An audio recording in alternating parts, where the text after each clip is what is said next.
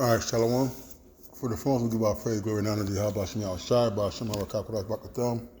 Double honor to the apostles and the elders of the great millstone, and to our doctrine across the globe. Pushing the word in truth and spirit, I want to say Shalom. Sadai now from the great millstone camp of Chicago. With a little land backing, about the incident that would happen to the elder Manetta Zakbar out there in South Carolina. All right, and we have a lot of young brothers coming in our camp, really young. And they're starting to see some of the things that we have talked about over the years concerning these scoffers and how much it has calmed down over the years, so to speak.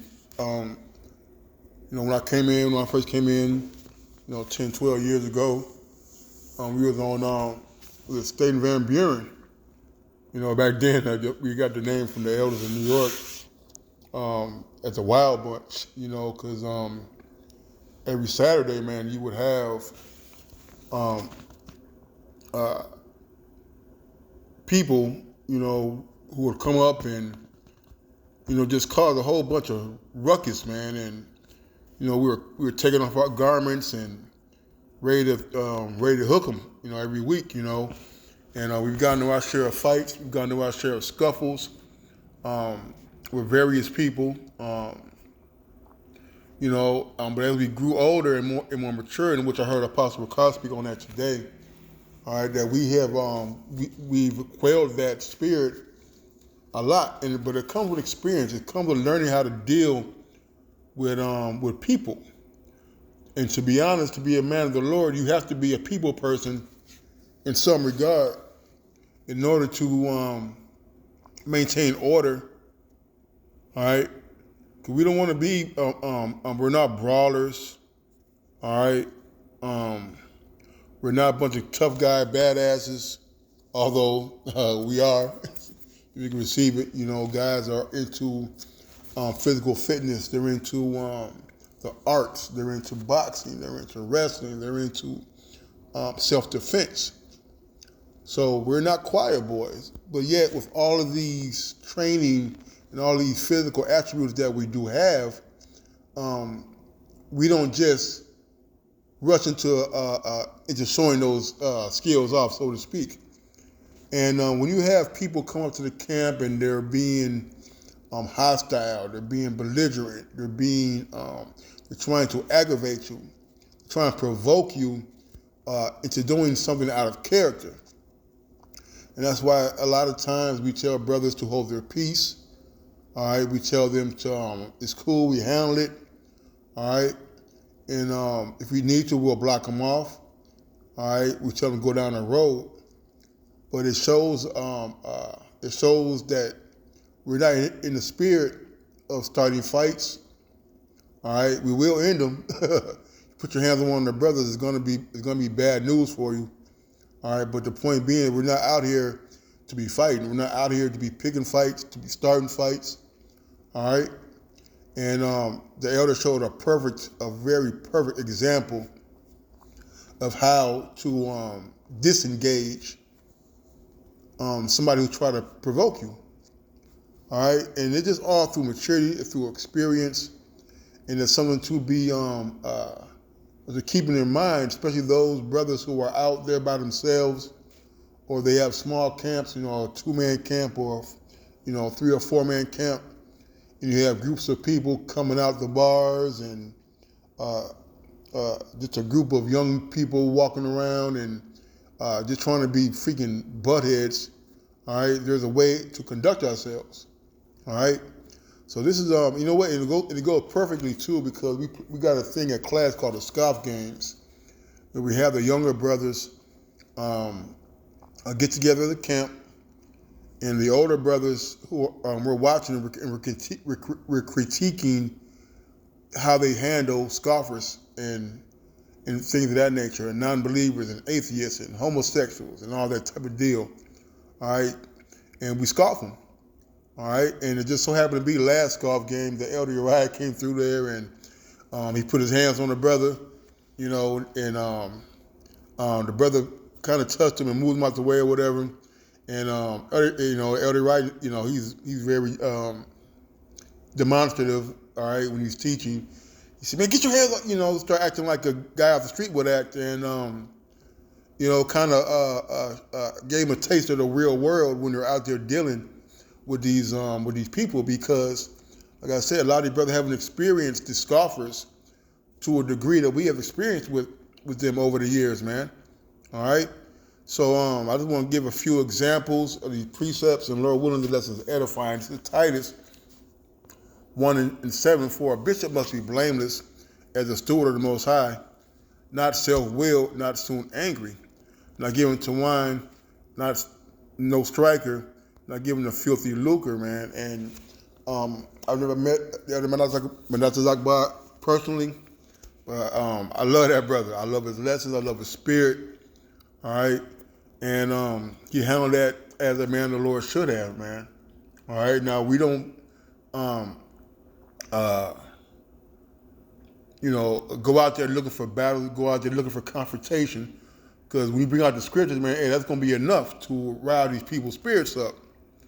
All right, but even though they get in your face, even though they call you names and they may be flailing their hands and arms, if they don't put their hands on you, man, then, let it alone. That's why we're there in the Spirit of the Lord, to stay in the Spirit, that we're covered by the Spirit and protected by the Spirit.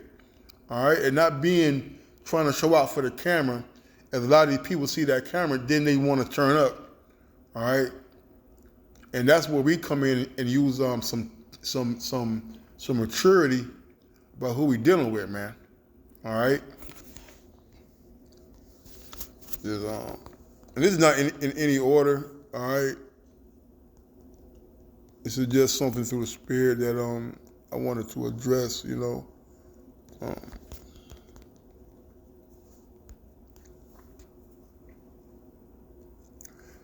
It said, excuse me. Ecclesiastes 7:9, it said, "Be not hasty in thy spirit to be angry, for anger resteth in the bosom of fools," man. Okay?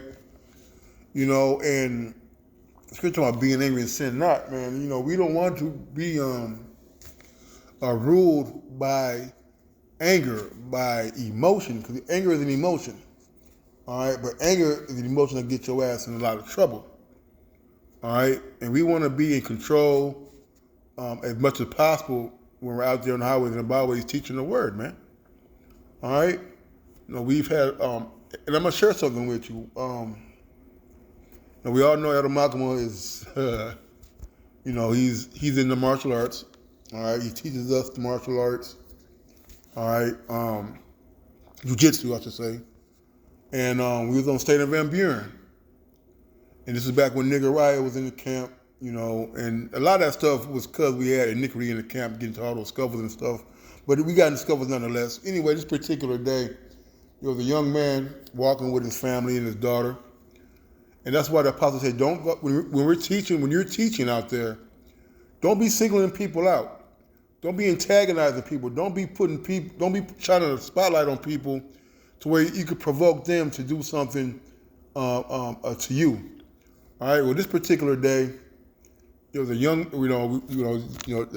another I was teaching, and the guy walked up in a pink shirt. All right, this is back when the pink was in, and he started talking about, wearing pink, you feminine, whatever the words were. The young man stopped and was talking shit. He stopped and with his family and his wife. And he had some words to say to Nazariah. So, me being who I was at the time, I was young in the truth. And a couple other younger brothers that, I can mention any names that, we were always ready for a fight. All right, we were always ready to throw down.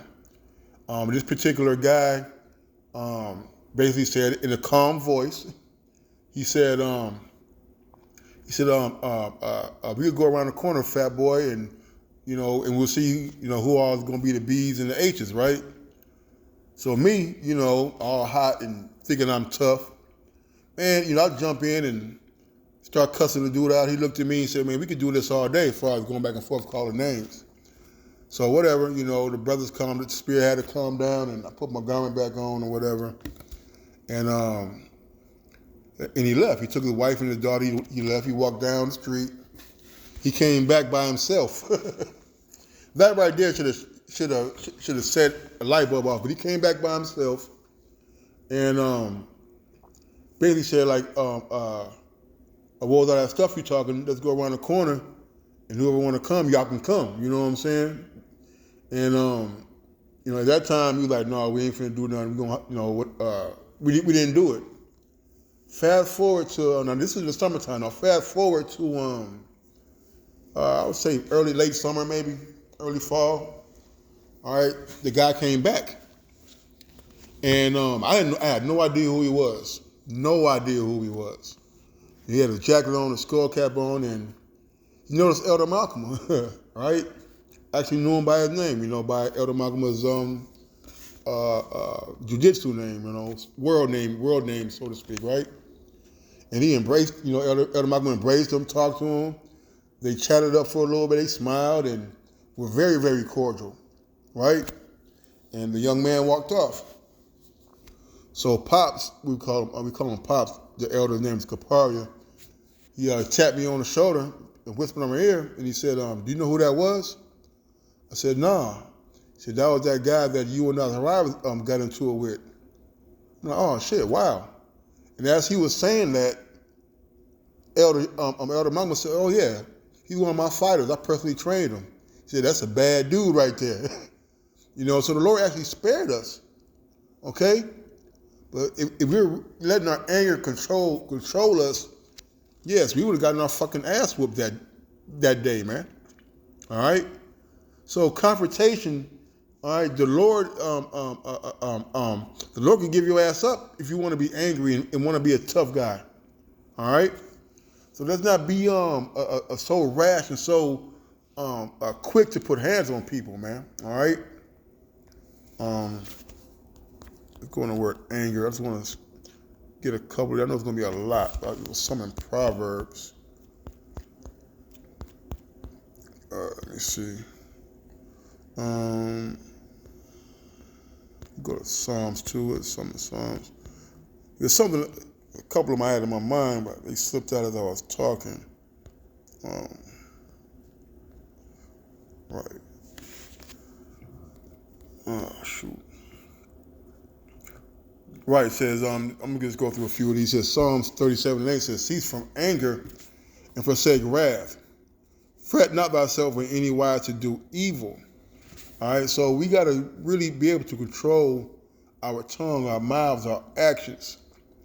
All right, because we can provoke people, or people could try to provoke us, and in turn,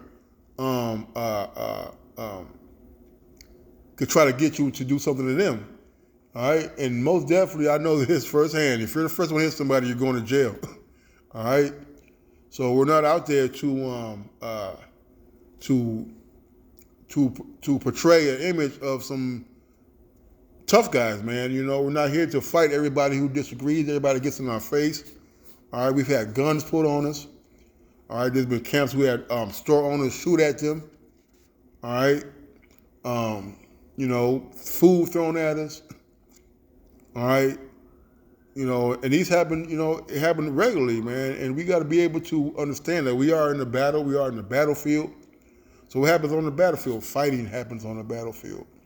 All right, but we got to be able to avoid, to recognize and learn how to deal with people, so those things won't happen. All right.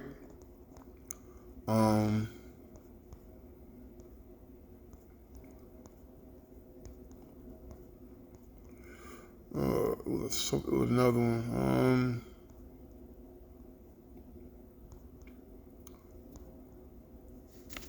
There's another one.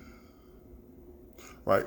This is Proverbs 15:1. It says, "A soft answer turn away wrath, but grievous words stir up anger," man. All right. So that's why we use these scriptures, man. That's why the apostles teach about going into words and vocabulary.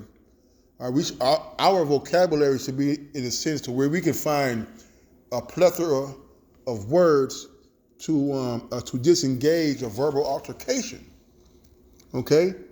There's nothing wrong with pacifying these freaking niggards out here, all right, when you see them drunk in their liquor, when you see they're all, all ruly and wild and they're 5, 6, 7, 8 people deep, especially here in Chicago, man, everybody walks around with masks and blicks all day, man. All right, so sometimes we gotta pacify, man. Sometimes we gotta bite the bullet, so to speak, send them curses, man, and may the Lord destroy them ones who come against the prophets, man. All right. This is a Proverbs 15 and 18. It says, "A wrathful man stirreth up strife, but he that is slow to anger appeases strife." Man, let's go into that word appeases, and we're gonna it's not gonna be long. All right. The word appeases.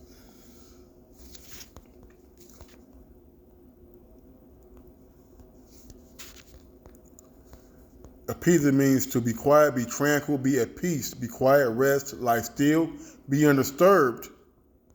All right.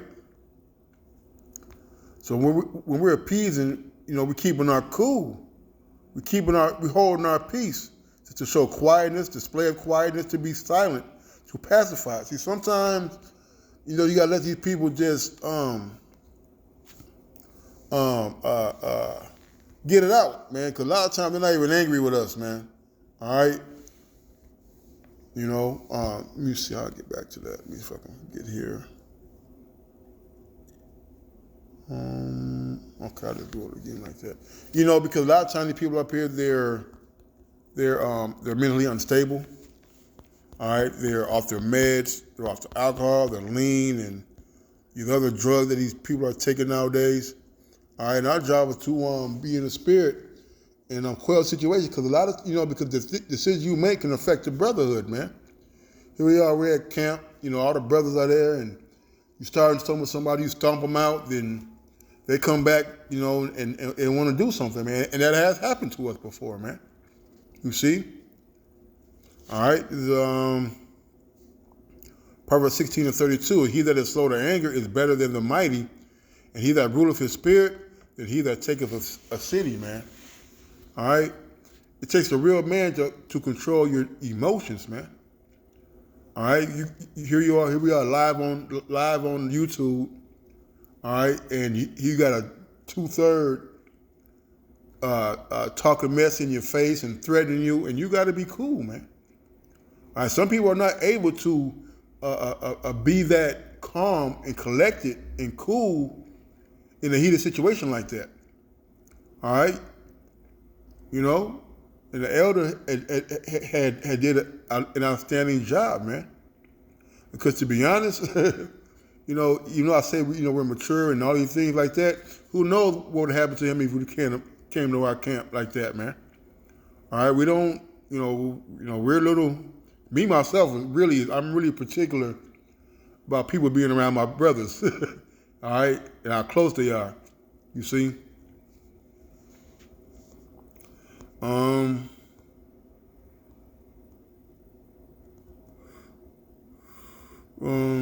I guess that's it, man. I ain't gonna go too much into it, but just a little land backing off the Akim who's been making response videos to the Elder Manasseh Zakba, and Thawadi Abbas Shop for keeping them brothers safe, man, and protecting them.